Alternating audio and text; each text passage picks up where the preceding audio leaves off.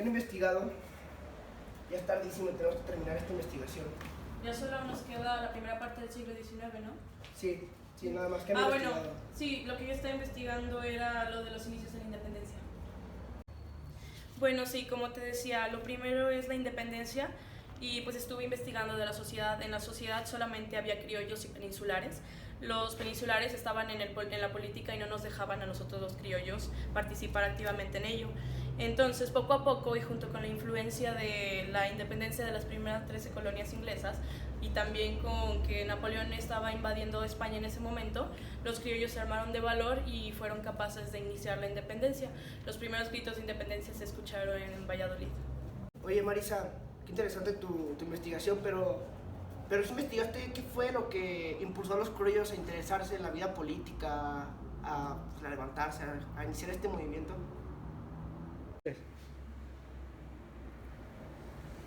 Bueno, pues en realidad lo que pasaba ahí es que España en esos momentos estaba teniendo mucha riqueza y también invertía en Nueva España en ese momento, y por esa razón fue que se empezaron a interesar porque estaban orgullosos de su país. Entonces, ahí fue donde estalló. Sí, y ahí fue donde se levantaron porque la mayoría del país era criollo, en cambio los peninsulares se vieron en desventaja por su pequeño número. Sí, incluso desde Valladolid, como mencionabas, comenzó la revolución de la independencia de México. Fue impulsado mayormente por Allende, Aldama, Hidalgo y José Ortiz de Domínguez y su esposo Miguel Domínguez. Ellos lo planearon, pero para no perder tiempo adelantaron fechas y más o menos el 16 de septiembre, como sabemos, llamó Hidalgo a armas en Dolores. Por consiguiente, tomaron Celaya, Guanajuato, Valladolid. Después fue un recorrido muy grande de ciudades. Por ejemplo, empezaron yendo a la capital del virreinato, pero no se quisieron acercar mucho porque los iban a atrapar. Entonces subieron al Bajío y en Aculco fue donde los derrotaron, pero ellos siguieron su lucha hasta Guadalajara, donde Calleja los derrota. En el norte, a los 9 meses, Hidalgo, Allende y Aldama mueren, pero ellos pensaban que matando a los principales iba a terminar el movimiento, pero fue lo contrario, se impulsó. Me parece muy interesante tu investigación, pero ¿cómo concluyó todo el recorrido?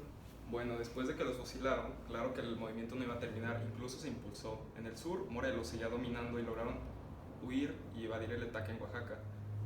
En 1813, él lo declara a México República Independiente, a lo cual Félix Calleja no estaba nada de acuerdo. Entonces, en 1813, él lanza la nueva constitución.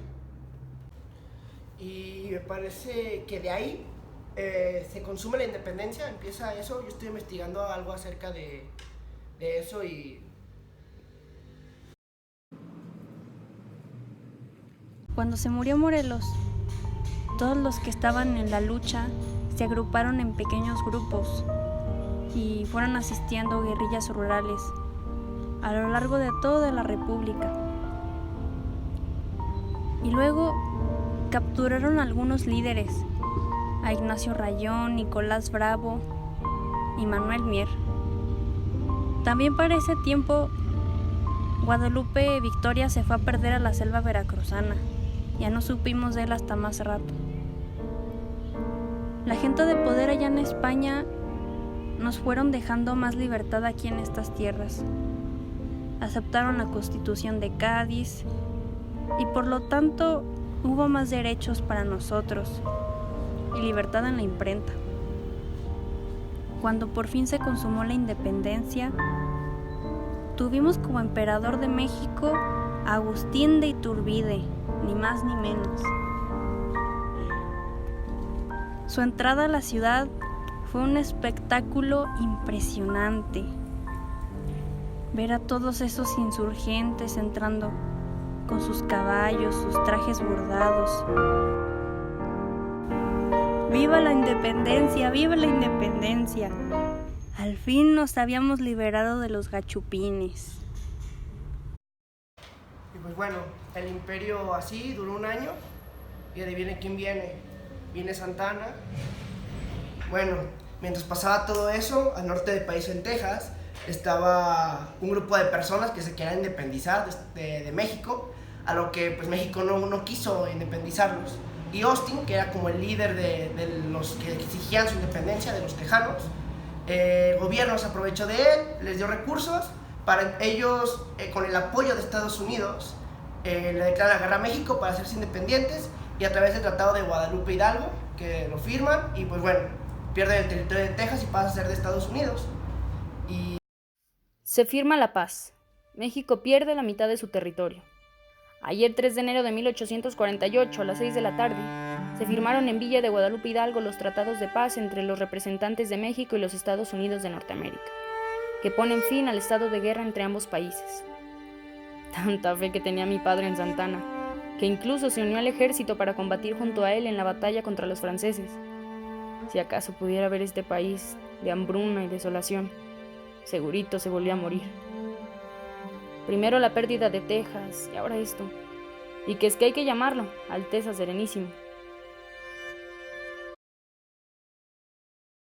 Sí, y justamente ahí fue cuando empezó la reforma.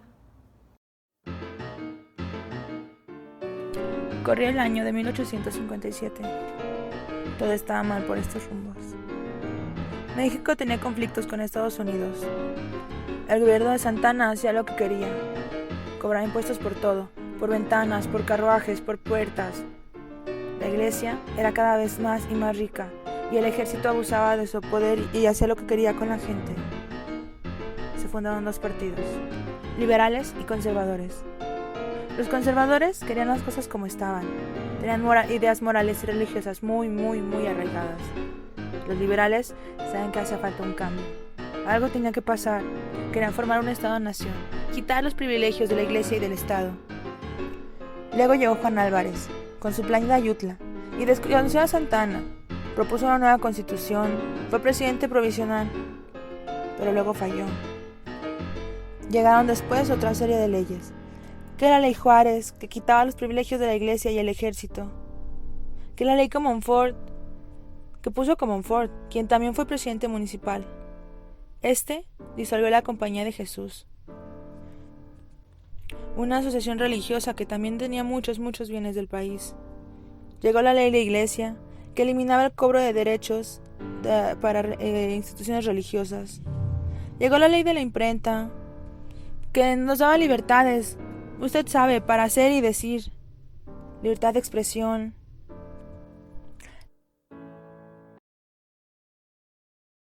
Bueno, y eso específicamente fue la reforma.